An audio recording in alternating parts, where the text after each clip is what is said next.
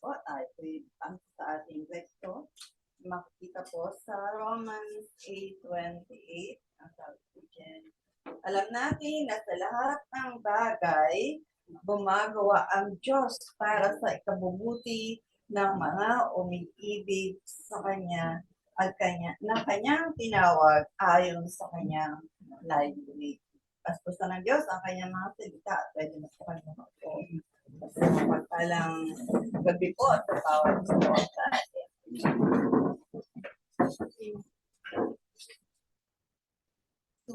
Nakaranas na po ba kayo na ng sitwasyon na nasa gitna kayo ng life and death o yung buhay at kamatayan? Naranasan niyo na po po yan?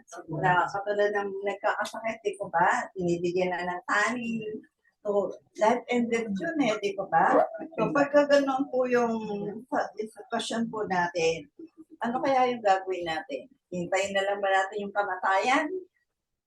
O lalaban pa tayo?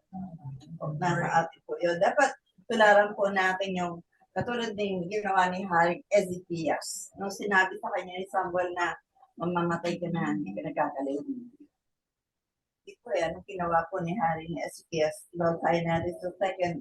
Hari 20, verse 2.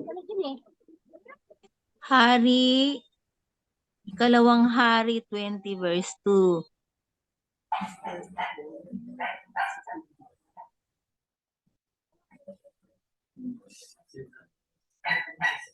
Na-mute ka, na-mute ka.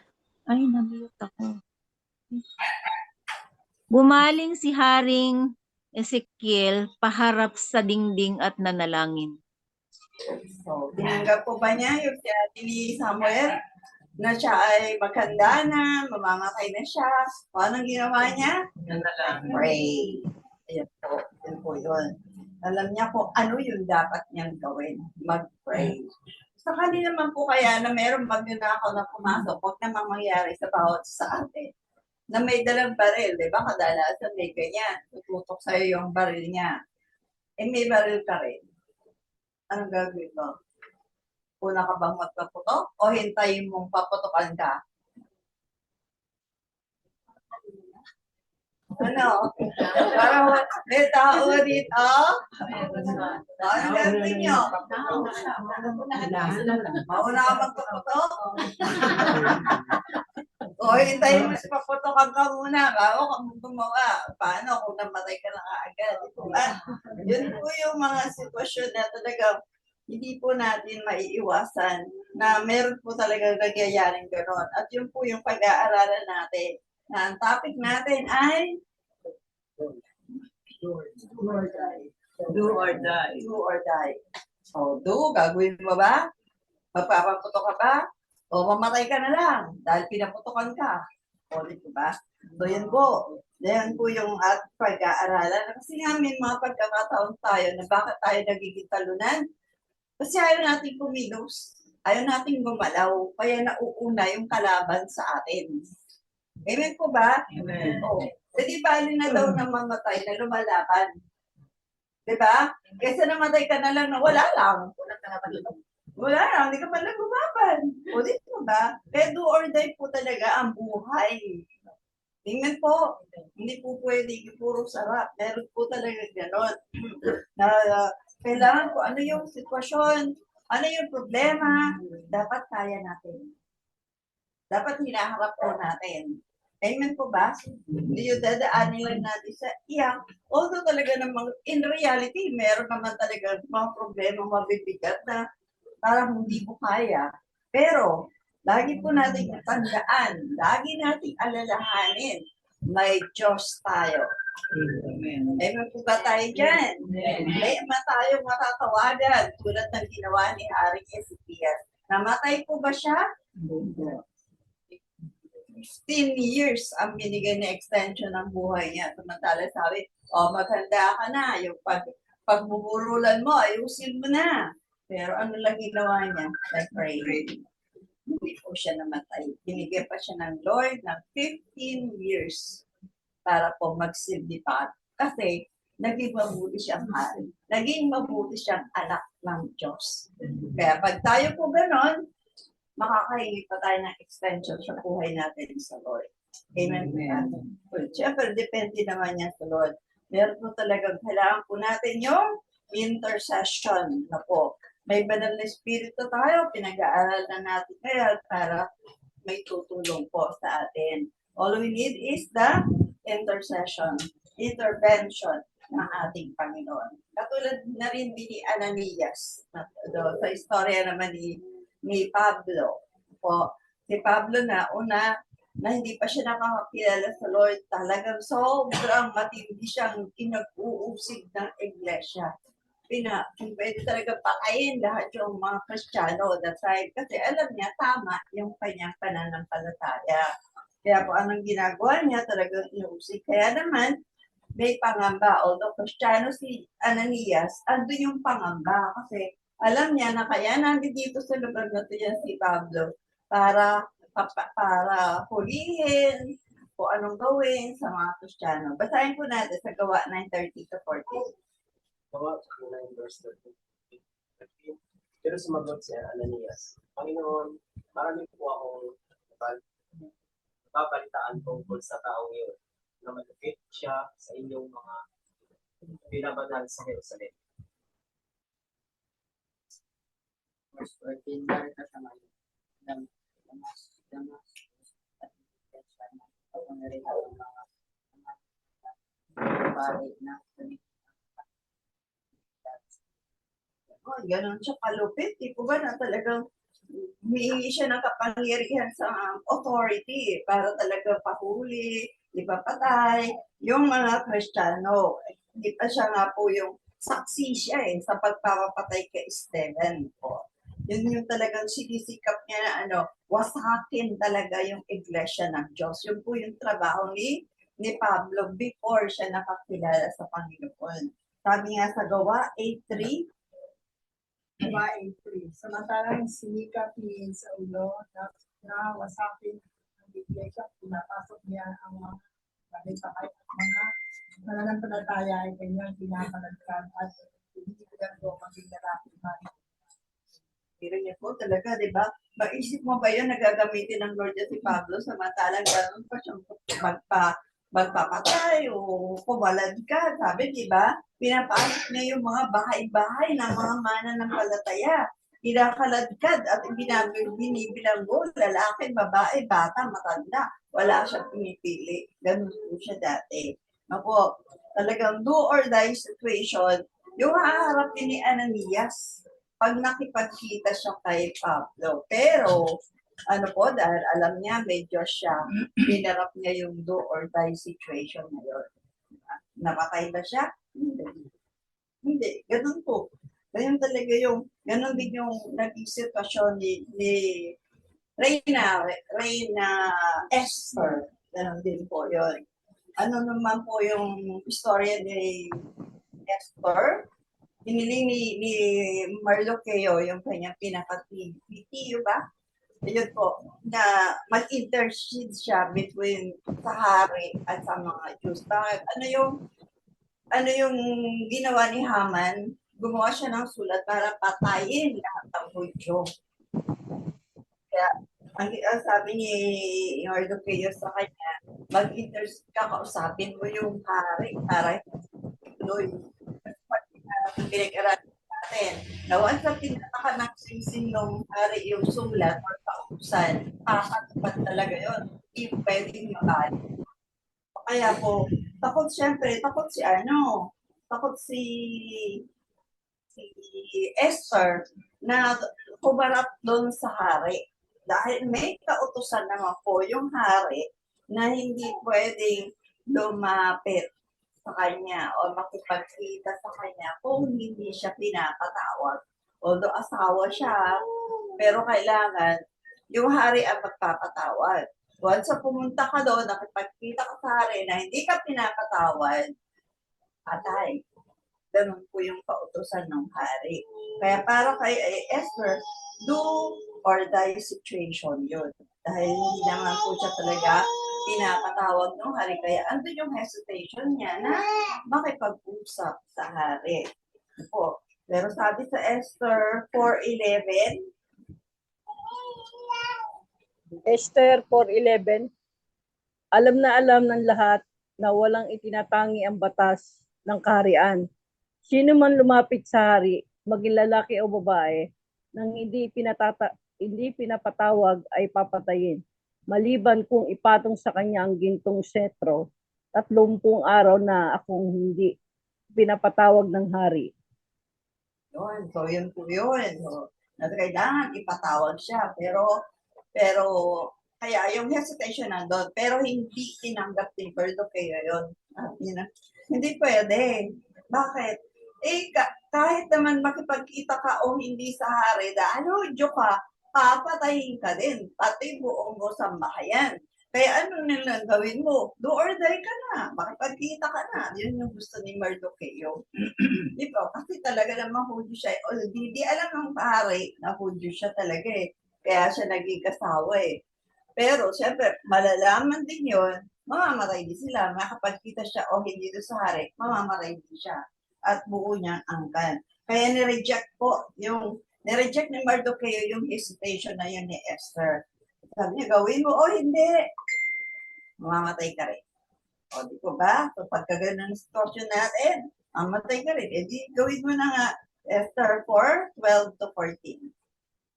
Esther 4, verse 12, nang matanggap ni Mordecai ang sagot ni Esther. Expectation naman ang sinasabi niya. Huwag mo aakalain dahil kung pinakasya, ikaw lamang ang makakita sa lahat ng Verse 14:8, kapag walang pahalan mo ang pangyayari nito, tiyak na may magiging also. Ngunit malilipol ka at iyong angkan. No, hindi ko pa. Totoo naman yun. Na pag nalaman ng hari, na Hudyo din siya, hindi rin siya makakaligtas kasi kautusan niya na tinatakan ako ng hari. Diba? Sabi nga niya, diba? Huwag mong sabihin na nakatira ka sa palasyo, exempted ka na. Yun yung wala exempted sa rule na yun eh. Kung yun yung nasa isipan ni Esther, ni Bardoqueo, na hindi ka magiging exempted. Kung hindi ka makipagkita sa hari, mamamatay ka din. Pero ang maganda doon, kahit hindi ka makipagkita sa hari, ililigtas, may magliligtas sa amin. Yun yung maganda doon sinabi ni Bardoqueo. May maliligtas, hindi ka man makipagkita, hindi ka man gawin na mag-intercede, so mag-intervene, may magliligtas. Sino po yun? Ganun din po tayo. Talaga alamin natin talaga na may magliligtas. Kaya para kay Esther, no choice na siya. Kumbaga nabalandra na siya eh. Kahit di ka makipagkita sa hari, mamamatay ka rin. Ganun po. Wala na siyang choice. Kaya napilitan siyang harapin yung do or die situation. Kaya ganun din po tayo. Pag family na yung concern, kasi sabi talaga ni Mardoqueo eh, pati family mo, mamamatay din yan. Buong angkan mo, mamamatay din yan dahil Hudyo sila. So, di ba, ganun tayo? Pag family na yung concern, do or die tayo. Gagawin natin ang lahat para may mailigtas tayo. Diba? So, kaya po, ang maganda sa atin, sabi ko nga, alam natin, na harapin ba natin ang anumang sitwasyong do or die, may Diyos tayo na kasama sa atin. Yun po yun. Kaya kailangan lang natin tanggapin. Ano man po yung sitwasyon, malagay man tayo sa mga panganib, katulad ni Daniel, ni Shadrach, Meshach, at Abednego, talaga alam na natin yung storya na to. Di po ba? Do or die ba yung sitwasyon nila? Yes. So, si Daniel, di ba? Tatapon doon sa kulungan ng mga leon. O di ba do or die yun? Pero tinanggap nila yung challenge. O yung tatlong magkakaibigan, talagang tinapon sa puhod. Pero nandun ang Lord. Ganon din po tayo. Nandyan ang Lord. Kaya lumaban na po tayo. Took the challenge.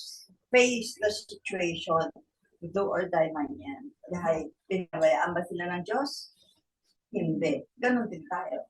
Hindi din tayo pababayaan ng Lord. Amen po tayo. Yun po. Kailangan lang natin harapin ano man yung sitwasyon natin. Bakit? Sapagkat lahat ng pangyayari may layunin ang Diyos. Walang pangyayari na hindi ka kahit tulutan ng Lord at walang mangyayari na walang layunin ang Diyos. Kaya dapat mangyayari yung layunin niya sa buhay natin. Pag hindi natin tinake yung do or die situation, hindi natin tinake yung challenge, hindi po, na-defeat ang purpose ng Panginoon. Kaya dapat mangyari, ano man ang kanyang layunin, may purpose po lagi. Para matupad, we need to accept the challenge. Sabi sa Esther 4:14b, Esther 4:14. Anong malay mo? Baka nga napunta ka riyan para maging kasangkapan sa ganitong pagkakataon. Amen. Amen. O, so yun po yung sinabi ni Mardocheo kay Esther. Ano malay mo kaya naging reyna? Di ba? Dahil sa ganitong pagkakataon. Na kung minsan sabi natin, coincidence, di ba? There is no such coincidence. Lahat may layunin ang Diyos. Kung bakit tayo napapapunta dito, may layunin ang Diyos palagi. Yun po yung kailangan lang natin inaalam. Ano ba yung purpose ng Lord? Bakit ako may ganitong problema? Ano ang purpose ng Panginoon? Kailangan pagtagumpayan po natin yun. Amen po ka. Nilagay ko sa isang trabaho. Ano layunin ng Lord? Bakit ako nilagay dito? Laging meron. Amen po. Yun po yun. God has always a purpose in everything. In accepting the challenge, God will intervene para maharap po natin ano man yung do or die situation. Yan po. So, ang tanong, how did Esther face the do or die situation? Paano niya yung hinarap? Dahil alam niya na papatayin siya once nakipagkita siya sa hari na hindi siya pinapatawad. So, paano niya po hinarap? Number 1, through prayer and fasting. Ito ang napakahalaga lagi. Katulad ni Haring Ezekiel, di ba? Prayer ang ginamit niya. Sa Esther 4:15-16. Esther 4:15-16, verse 15, dahil dito, pinasabi ni Esther kay Mordecai, verse 16, tipunin mo ang lahat ng Hudyo rito sa Susa at ipag-ayunin niyo ako. Huwag kayong kakain o iinom sa loob ng 3 araw at 3 gabi. Mag-aayuno rin kami ng aking mga katulong na babae. Yan. Yan po yung pinakamagandang solusyon para sa pagharap po natin sa anumang mabibigat na sitwasyon. At yan din po yung pinapagawa ng Lord sa atin, sa church natin, this coming anniversary. Anong meron tayo? Congregational fasting. Kailan po yan? November 10, Friday po yan ng 10 ng gabi. Wala nang kakain. Sabi ko nga, di ba, na sinabi ko na yung isang linggo. Continuation po yung lesson natin ngayon eh. Wala nang kakain. Pagdating ng 10, baka naman kakain kayo, 9:55. Diba? 9:55. Kaya pagdating ng 10, busog na busog ka doon. Parang fasting yun. Check ko na kay water wala. Water wala. Depende po sa inyo. Kayo po yung talagang mag-pray kayo. Pero kami, wala talaga. Pero pwede naman po lalo na kung meron tayong sakit. Pwede rin naman hindi mag-practice ko talaga. May maintenance. Pwede naman po yun. Pero pwede kayong mag-attend sa church. Pwede naman po kayo. May word of God din po yan. So hanggang kinabukasan po yan, ng November 11, Saturday, hanggang 12 po. After niya, breaking na yun. So, alin lang naman yung mawawala kung tutusin, midnight snack. Breakfast. Yun lang. Merienda. Yun lang. Or merienda lang yun. Kasi yung lunch sa atin after. Abuti tayo ng 12 o'clock, pero pagtapos, pwede ka na kumain ulit, di ba? Kami po naranasan namin 3 araw. 3 gabi. Nung nagsimula tayo, di ba? Kaya Sister Lopa. At kami ni Sister Maribik, 1 linggo sa Cavite.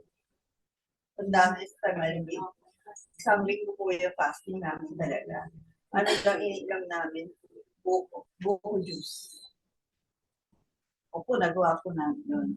Kaya po naman, ang kilos ng spirito dati, sobrang maganda. Yan po yung nagkukulang sa atin ngayon.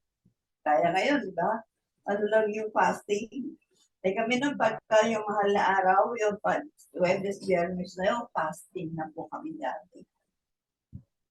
Sana yung mabalik. Kasi talagang mararamdaman yung sobrang kilos ng spirit. Pwede naman natin gawin sa bahay kahit po natin. Isang araw, buong araw, hindi pa tayo kumain. Pare-pare.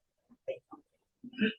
Yan, so mag-isa po tayo. So text cinema tayo, November 11, 9 naman. So before ng 9, nandun na po kayo hanggang 12. Yan. Para saan yun? Para sa kaligtasan ng mga kaluluwang dadalhin po natin. So po, para sa mga dadalo po yun. Napagligtasan ng mga kalado sa buhay kasi may mga ipag-pray po doon. So lahat ng prayer requests, pwede po natin ibigay po sa November 11. So, ganun po yung ano natin, para sa katagumpayan ng anniversary po natin. Number 2, paano pa daw po dinarap ni Esther? Yung do or die situation, ano daw? She stood before the king bravely. So, ayun po yun, talagang bravely, talagang do or die na yun. Ayun pa yung gagawin. Umarap siya sa hari ng buong tapang.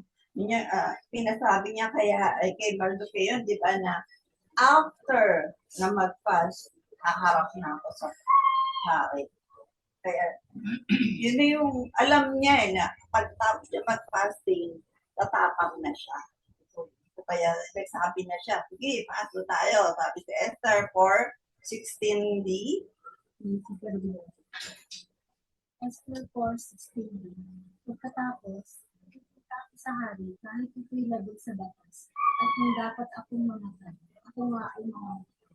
So, di ba? Do or die na yun. Mamatay kung mamamatay. O, harap na ako.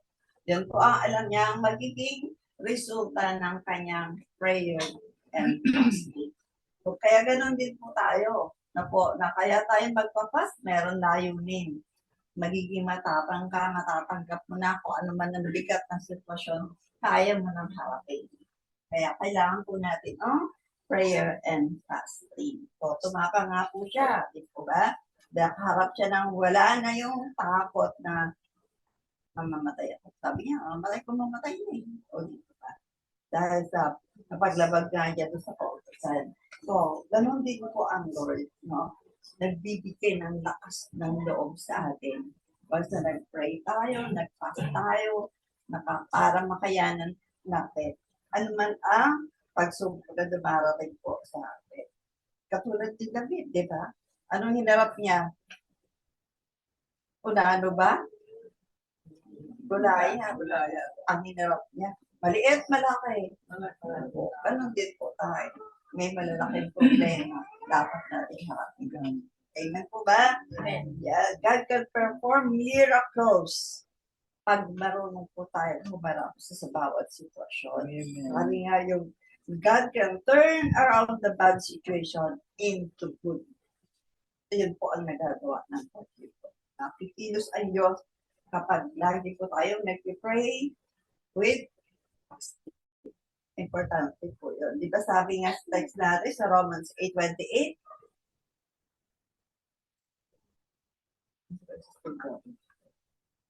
At ito sa binasa natin, alam natin na sa lahat ng bagay, gumagawa ang Diyos para sa ikabubuti ng mga umiibig sa Kanya na Kanyang tinawag ayon sa Kanyang layunin. So, lagi may layunin ang Diyos.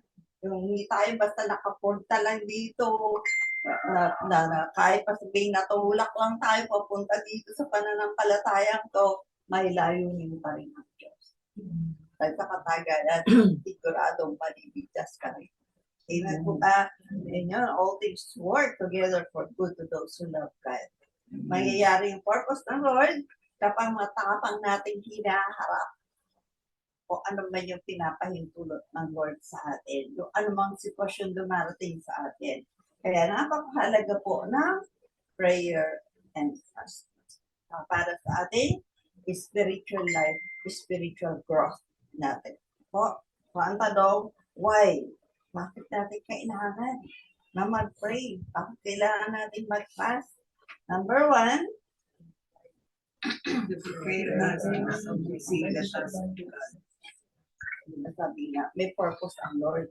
Meron tayong task, meron tayong dapat gawin para sa Panginoon. Kaya, yun yung preparation. Para katulad ni Esther, di ba? Preparation para siya makaharap sa hari, kailangan niya mag-prayer, pray and fast.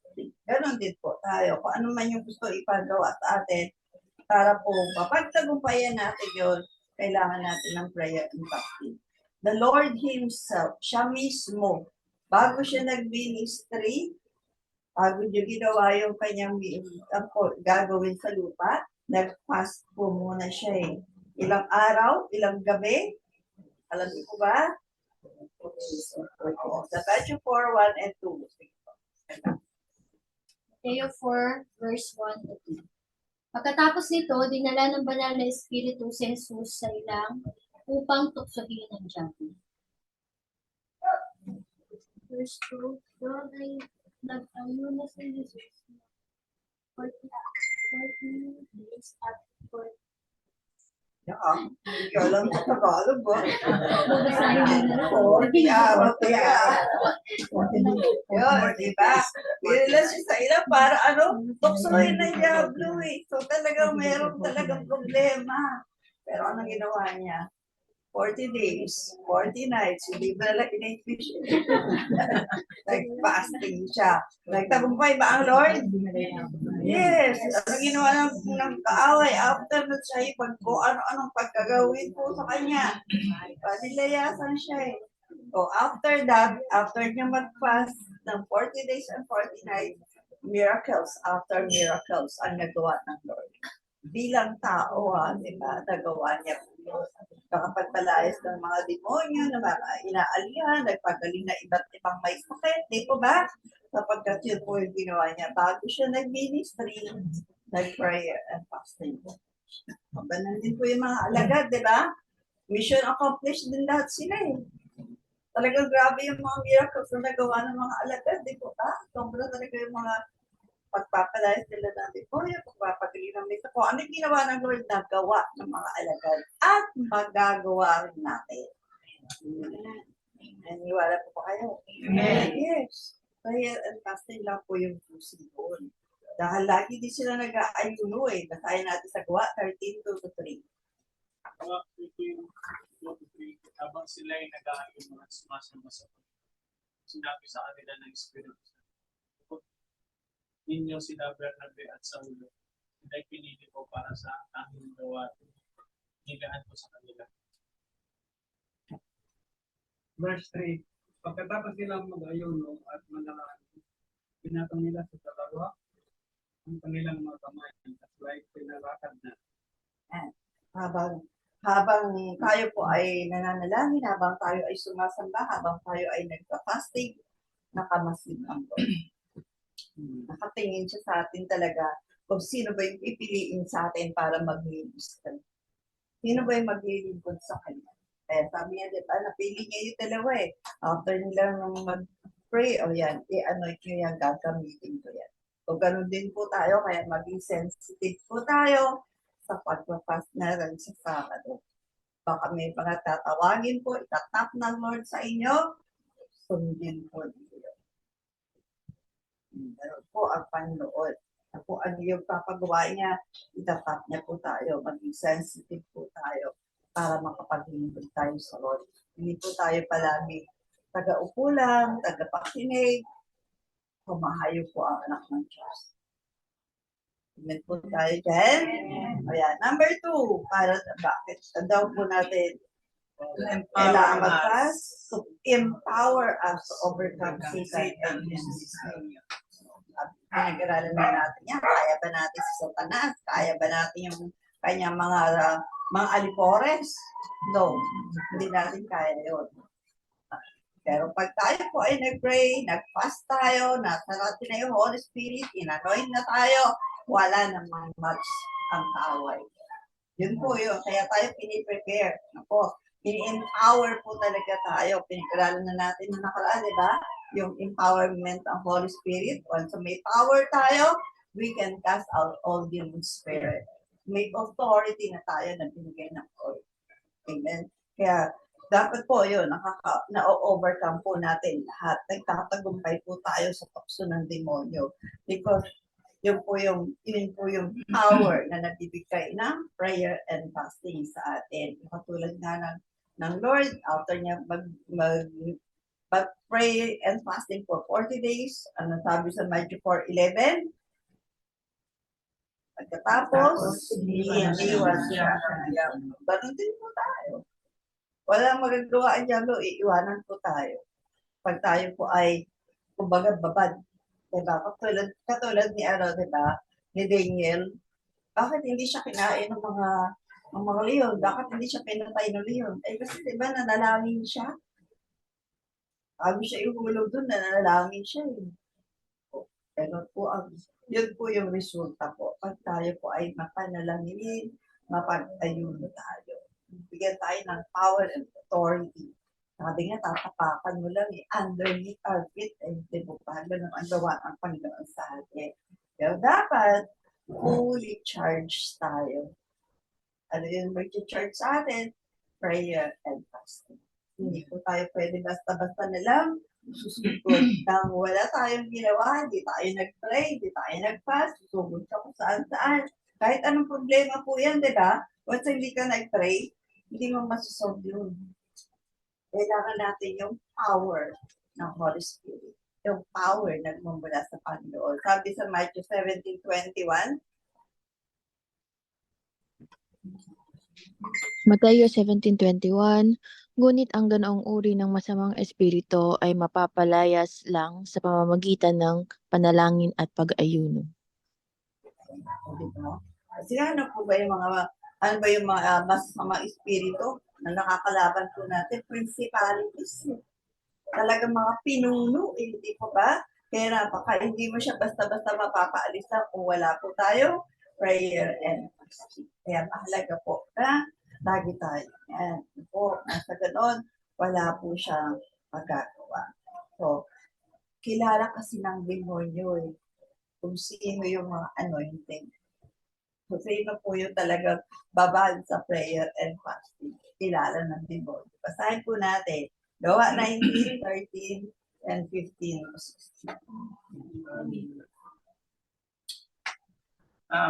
Verse 13, sinasabi nila, sa pangalan ni Jesus, na ipinapangaral ni Pablo, iniutos ko sa inyo, lumabas kayo.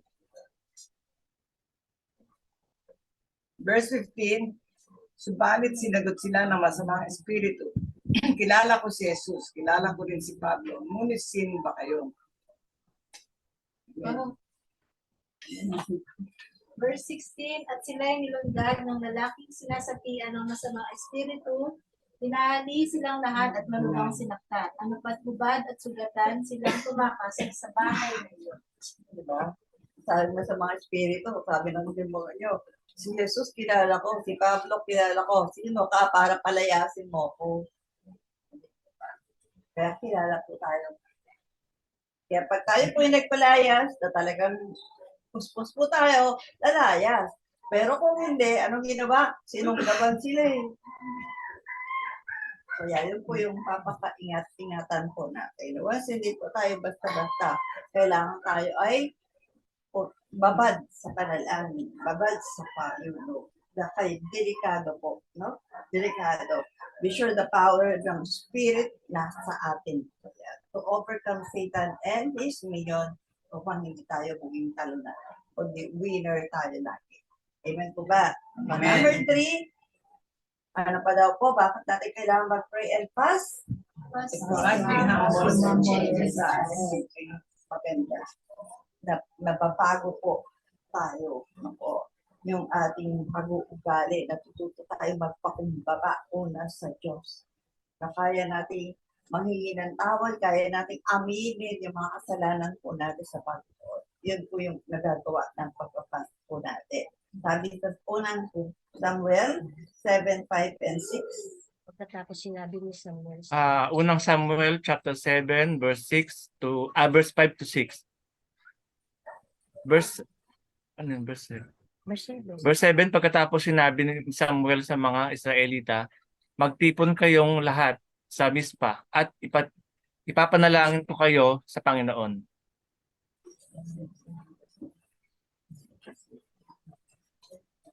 Verse 6, nang magkatipon na silang lahat sa Mispa, kumuha sila ng tubig at ibinuhos sa harap ng presensya ng Panginoon ng araw na iyon. Hindi sila kumain buong araw at nagsisi sa mga kasalanan ginawa nila sa Panginoon. Amen po. Buong araw po yung kanilang ginawang fasting.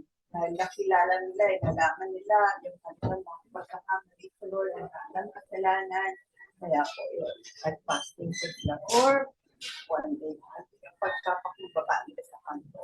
Kaya po, tayo din, nag-change yung ating character, nababago po tayo once na tayo po ay nag-pray and fast. Tulad ni Esther, di ba, nawala kayo yung takot niya, kaya nakaharap siya sa hari. Sabi sa Esther 5:1. Esther 5:1. Lumipas ang 3 araw mula nang mag-usap sina Esther at Mordecai. Isinuot ni Esther ang kanyang kasuotan bilang reyna at tumayo sa bulwagan ng palasyo. Sa tapat ng tirahan ng hari, nakaupo noon sa trono ng hari, harap sa pintuan ng palasyo. Nakaharap po ba siya doon sa hari? Yes. Nandun na yung courage. Nandun din yung confidence na makakalapit na po siya, makakaharap po siya doon sa hari. At makakayanan din niyang harapin at mapagtagumpayan ano man ang magiging problema. Kaya pag tayo po ay nag-pray, tayo nagpa-fast, ano ang resulta? We will find favor from the Lord. O, patayin natin sa Esther 5:2 and 3.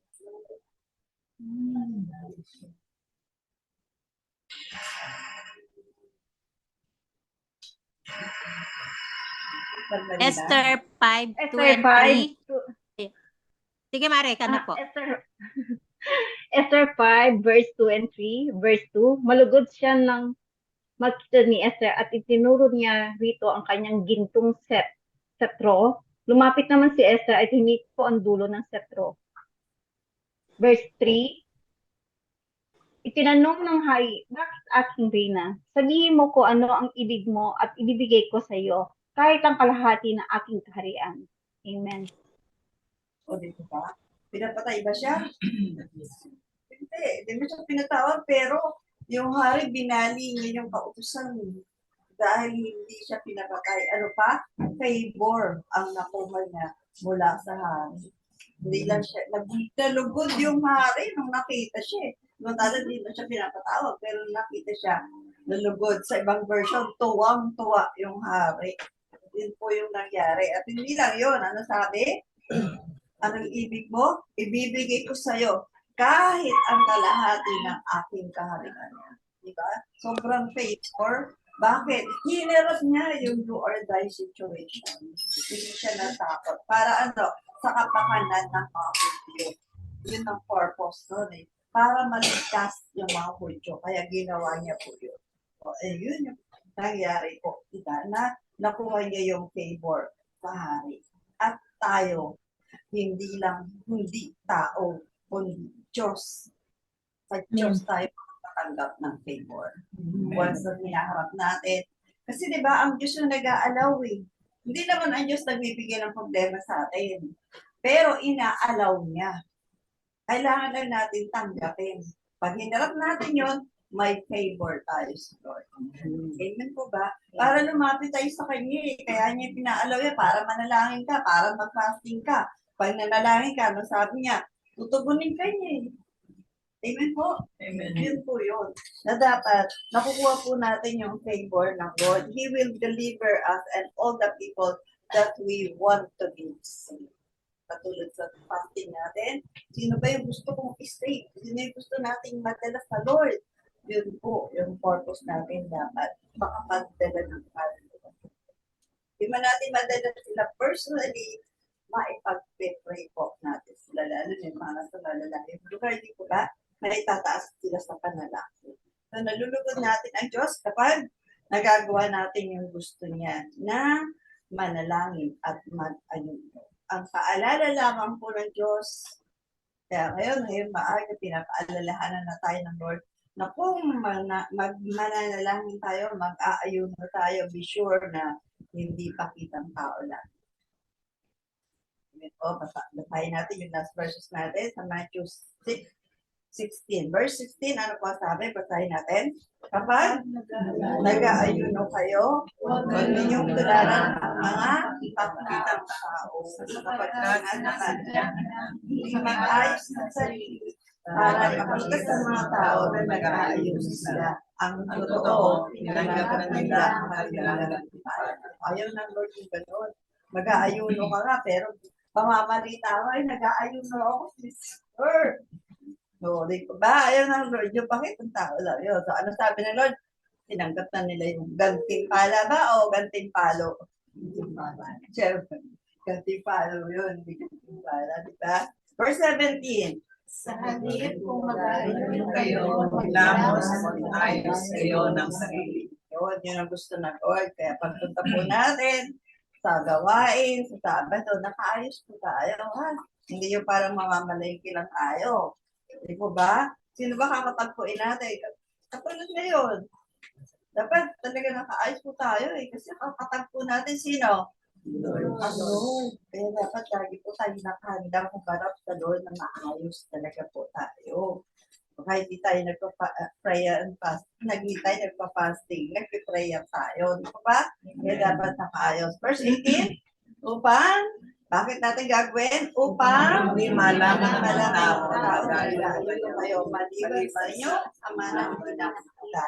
At ang inyong ama na nakakita sa ginagawa ninyo ng lihim, ang magbibigay ng gantimpala sa iyo. Ang tunay na gantimpala. Yun yung favor na makukuha po natin sa Panginoon. Basta talagang totoo, sincere yung ating paglapit Lord sa panalangin, sa fasting, yung favor makukuha po natin mula sa Panginoon. Ay, nakikita niya po kasi yung puso ng bawat isa po sa atin. Na hindi lang tayo mapipilitan pumunta, maki-join, kasi sabi ni Pastor, fasting eh. Wala po. Talagang pupunta tayo doon dahil galing sa puso. Pag gusto natin yung purpose ng Lord mangyari po.